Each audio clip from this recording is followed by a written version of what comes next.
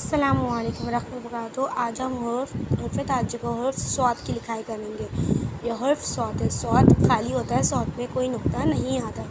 स्वाद से संदूक, स्वाद से संदूक, स्वाद से सुराही, स्वाद से सुराही, स्वाद से साबुन, स्वाद से साबुन। आइए ट्रेसिंग की तरफ। नुक्ते से ऊपर एक तिरछी आँख बनाएं, थोड़ा आगे जाकर एक गोल प्याला बनाएं। स्वाद।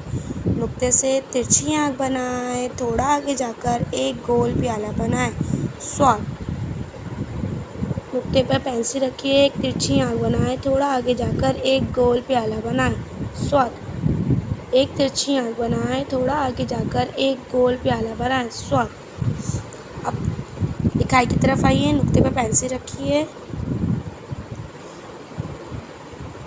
नुक्ते पे एक तिरछी आँख बनाएं, थोड़ा आगे जाकर एक गोल प्याला बनाएं। स्वाद। नुक्ते पे पेंसिल रखिए, एक तिरछी आँख बनाएं, थोड़ा आगे जाकर एक गोल प्याला बनाएं। स्वाद। एक तिरछी आँख बनाएं, थोड़ा आगे जाकर एक गोल प्याला बनाएं। स्वाद।